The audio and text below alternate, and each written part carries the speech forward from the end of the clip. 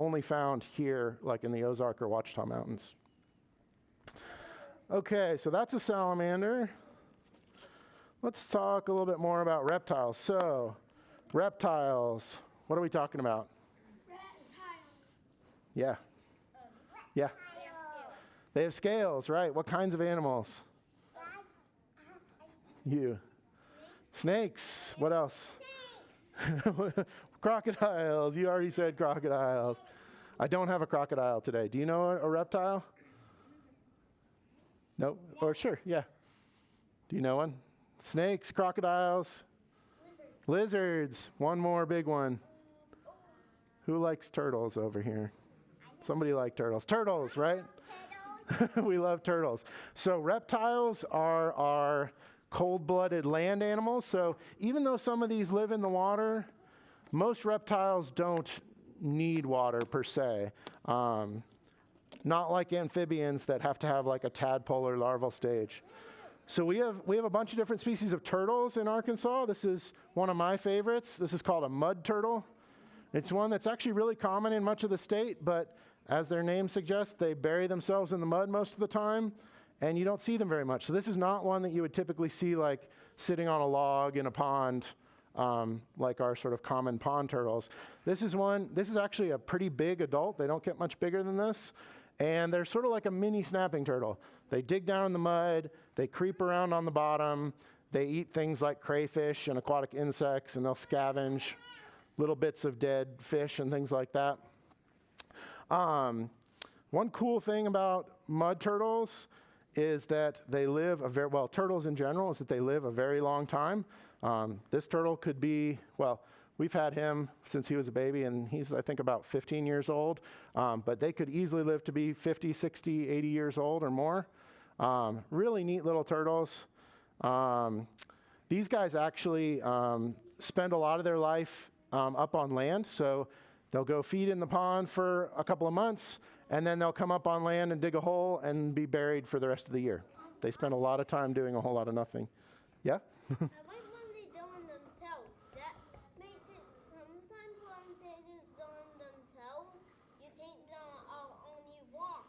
Yeah, sometimes it's true.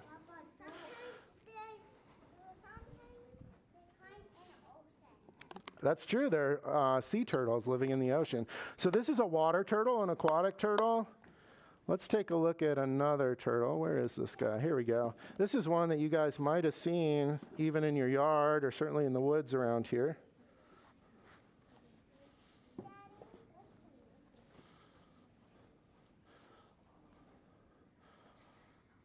Anybody know what kind of turtle this is? Yeah? A box turtle, right? So this is a land turtle. Yeah, actually, I'll show him for a second, and then maybe Cora can carry him around and show you guys up close. So this is a box turtle. This is our common land turtle around here. This is not a tortoise, right? They look a little bit like a tortoise, but they're actually much more closely related to our water turtles than to true tortoises. But they'll sit in a puddle or in a small stream sometimes, but they're not very good swimmers, and they definitely don't spend a lot of time in the water completely. Yeah, they love the dirt. So these are basically forest turtles. They eat a variety of like berries and fruits and insects. They'll eat worms and slugs. Where we see these most, we sometimes see them in our yard. Unfortunately, we also see them walking across the road quite a bit. So one thing I always like to tell people, if you see one of these crossing a road and it's safe to stop, it's definitely a nice thing to do to get the turtle out of the road so that he doesn't get run over. But one thing you don't want to do is move him very far. These turtles, as I've said, box turtles can easily live to be 100 years old. They know their little landscape. Most of these turtles only go a few hundred yards in their whole life. They know every nook and cranny of that area. And if you move them somewhere new, they usually don't survive very well. Usually they try to go home, which often means getting themselves into trouble. So the best thing to do is to figure out, see which way they're going and just put them on the other side. Another nice thing about these turtles is they do pretty well in suburban neighborhoods as long as the bulldozers don't bulldoze them at first. They do pretty well in people's yards. So if you find one of these in your yard, by all means, take a look at it, pick it up. enjoy it. You could even keep it for a few days and feed it strawberries and things like that, but you generally don't want to keep them a long time. You want to put them back where you found them pretty soon after you found them. The way turtles work, sort of their key to success is having the adults live a very, very long time. They reproduce really slowly. It takes a box turtle 10 to 15 years to reach maturity and start laying eggs, and their sort of success depends on the adults living 20, 30, 40 years. So if you take adults out, their populations don't do well. We're pretty lucky in Arkansas to still have quite a lot of box turtles. They're pretty common in a lot of areas, but in a lot of areas of the east, they've disappeared from areas where they used to be. That's thought to be a combination of road mortality, collecting, and things like that. Really beautiful turtles. This one's a male. You can tell a couple of ways to tell. They've got red eyes. Usually males have red eyes. Usually their shell is a little bit more flattened, and usually they're sort of indented. They have a concave or indented under part of their shell. This is what we call the plastron. Yeah? When they're born, do they start with their shell? They do. Yeah, so they start with their shell, so that's another good thing to talk about. A turtle's shell is actually part of its skeleton. It's part of its bones. The inside of the shell, I should have brought an empty shell, but if you find a shell like in the wood, it's a dead turtle shell, look underneath and you'll actually see the ribs on the inside of the shell. So a turtle can't get out of its shell in the same way that like a hermit crab or even a snail. You could pull a snail out of its shell. Turtles don't come out of their shells. Their skin's connected to the shell, and it's part of their bones. It would be like your rib cage, essentially. And they're born with their shell completely formed. Who knows why it's called a box turtle? Because it closes like a box. That's right, Cora, good. So box turtles are sort of unusual in terms of turtles because instead of having, most turtles just have a single piece of bone, that's the bottom part of their shell. Box turtles have a hinge across the middle. And so this guy's actually really friendly, so he doesn't like to close up too much. But when they're scared, they can close up completely. It folds right on the seam, and they can close almost completely. And that's really good protection against predators, things like raccoons or coyotes or dogs or cats. Yeah, it's hard. They do, yeah. What else can we say about box turtles? Any questions about box turtles? Yeah? Would it bite me? They can bite. Most box turtles don't bite particularly. I'll show you a turtle in a minute that's got a little bit of an attitude and tries to bite all the time. Almost any animal, no matter what kind, will try to bite if it's scared, right? A squirrel would bite. A rabbit will bite if it's scared. Birds will bite if they're scared. So a turtle can bite. Most box turtles don't, but usually their best defense is to get in their shell and close up. So that's sort of their main defense. Any other questions about box turtles? Do you want to carry them around, Cora, and show people? They also have a really pointy beak to eat stuff. It's really hard, like strawberries. That's true. They have a pointy beak that lets them eat things like strawberries. That's right. Yeah, one thing, if you like box turtles and want to have them in your yard, want to have them around you, one of the best things you can do is to plant things that have fruits that they can eat. So things like strawberries, persimmon trees. They love persimmons in the fall. Various kinds of trees that have fruits are good things to plant in your yard to attract box turtles. Yeah, why don't you carry them around? Just walk around and show people. Remember, no touching for now. Just take a look closely, and hopefully she'll make her way around. All right, let's look at a different turtle. So both of those turtles, one's a water turtle. What? My favorite turtle is a box. That's good. Why don't you carry them around and show people? Do you want her to hold your hand and walk around? You want me to hold the turtle and walk around? Yeah, you can do it.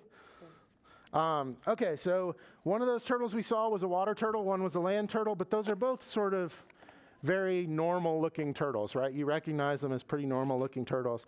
Here is one that is a really weird turtle. And it's one that we have here in Arkansas. They're actually pretty common, although they're kind of hard to get a good look at sometimes. This is called a soft-shell turtle. So he actually doesn't have a hard shell. He still has the bones, like the rib bones of his shell in there, but it's covered with skin, and it's flexible, and it's very flat. And he also has a really long neck. See if he'll stick it out for us. Yeah, he'll stick it out eventually. And he's got big, long, paddle-shaped feet. If you think turtles are slow, Take a look at one of these guys in the water. They are very fast. Why would a turtle lose its hard shell? Why would it not have a hard shell? What would be bad about a hard shell? What? To increase the hard shell will slow it down, but a soft shell will allow it to move faster. That's perfect. Yeah. So a hard shell would slow it down. A streamlined soft shell like this allows it to move faster. So this turtle lives in the swamp, right? What would happen, do you think, if he got into a big raging river like the Buffalo River? What do you think would happen? Yeah? You'll drown. He probably wouldn't drown, but he'd probably get washed away really quickly. This guy is not a very good swimmer at all. He's pretty slow. He doesn't have very good paddle feet, and he would get washed right away. He'd sink like a rock to the bottom. This is a river turtle. So these are made for, or they're well suited to swimming really fast in fast flowing water. You can imagine, when he's swimming through a river, he's like perfectly streamlined. He's got these big paddle feet, and these things can really move through the water. He's got a really funny shaped head. He's going to try to bite me because he's mean. He's got a really funny shaped head. What he has is like a little snorkel right at the end of his nose. And so that lets him sit on the bottom in the current and just stick his long neck all the way up like a snorkel and breathe without even coming to the surface. These are pretty common river turtles. This is a little one. The males, he's also a male. The males are much smaller than females, but females can get, the size of a trash can lid. They're hard to get a good look at. You'll occasionally see them like sitting on a rock or a log basking, but they're pretty wary and they jump in the river and they swim really fast. So these are hard to get a good look at, but they're really neat turtles. We actually have 2 species of softshell turtles like this here in Arkansas. Again, they're mostly in the big rivers. There's some varieties of softshell turtles in Asia that can be 4 to 5 feet across. They're huge, massive river turtles. Yeah, there's his neck. There he goes. Oh, thank you. So pretty different, right? Very different body shapes and forms for living in different habitats. Yeah? What's the tail do? Okay, so let's say you got one of the tails. It turned around, then when it tilts, it would probably be because it would be time when it tips down, right? Can it flip itself over? Is that what you're asking? No, if it didn't tip itself over, and then when it tilts, if it touches it down, it would probably be time, right? Probably, I think so. So, yeah, so we've got sort of 3 different types of turtles here. This one's a really neat one that you might not have seen. Yeah, we'll do that in just a minute. Why don't you sit back down? Okay, so let's move on to some other reptiles. Who's ready for something more exciting? Sit back down. We'll do that in a second. Okay, here's a good one. Go ahead and sit back down. All right, this is one that we have around here, but it's one that the vast majority of us have never seen. But it's a really neat one. Here we go. All right. All right. Does anybody know what this is? We know what kind? Yeah?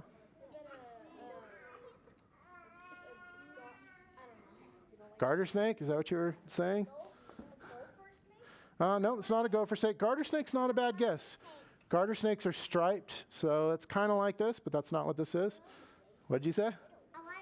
A rattlesnake? I would not be holding it like this if I was a rattlesnake. Oh, a water snake? No, it's not a water snake. Anybody know? Do you know? Okay, so I'm going to surprise you guys. This is not a snake. This is a lizard. This is a legless lizard. So all over the world, there's a whole bunch of different kinds of lizards that essentially have lost their legs. These are mostly animals that live underground in burrows. And if you live in an underground burrow, legs kind of get in the way, right? They're actually not that useful. So a lot of these burrowing lizards don't have legs. And this is the one we have here in Arkansas. It's called a slender legless lizard, or they also call these glass lizards. And that's because, see how his tail's kind of stumpy? That's because their tail can break off and break into pieces. And so They're called glass lizards a lot because sometimes when you grab them, they literally shatter into pieces. That's one of the ways that we can tell that he's a lizard and not a snake, actually, is that he can not only lose his, well, first of all, his tail's huge. So his tail starts here, and if his tail wasn't broken, it would be more than half his body length. A snake's tail would start like way down here. So they have a really long tail, and they can break it, and they can regrow it again. You see how it's pointy at the end? He's starting to regrow his tail again. Snakes can't do that. You know, a snake sometimes gets his tail broken off or something, but it can't regrow. And these guys, their tails don't just break off. They break really easily. They can almost detach it like voluntarily. And it's kind of crazy when they do break, the tail keeps wiggling for about 30 minutes after they break. And the idea is that a predator grabs it, goes after the wiggling tail, and the body, you know, the lizard escapes and then regrows his tail again later. Yeah? So I've seen one, a huge one when we were hiking. You did? Wow, cool. So the tail is one way we know that this is a lizard and not a snake. Anybody know anything else we could use to tell that this is a lizard and not a snake? Do you know? It might have like a little, like you said, like a stump at the end of its tail. Yeah, so that's one way, is that little regrowing stump. Do you know? If it was a wild snake, you would be holding it right here. That's true. I actually wouldn't be holding it in my hands at all. You know, sometimes we see on TV people, you know, holding rattlesnakes by the head and stuff like that. I'm a herpetologist. I don't want to get bitten by a snake, and so I don't hold venomous snakes at all. When we work with venomous snakes, we have grabber tongs, and we'll often put them in a bucket or something like that. We almost never touch them physically. So I definitely would not be holding it like this if this were a rattlesnake. So a couple of other ways we can tell that this is a lizard, not a snake. If we look closely at his head, if we stare at him long enough, he'll blink at us eventually. So lizards have eyelids, snakes don't. Snakes have a clear scale that goes right over their eye, that protects their eye, and they have no eyelid, they never blink. He also, it's kind of hard because he's got this like speckling on his face, but if you look closely at the side of his head, he's got a hole in the side of his head on each side. Those are his ears. So lizards have external ears, very much like we do, or like birds do. They're basically holes on the side of their head, but they hear just like we do. Snakes don't hear like we do. They can't really hear. They can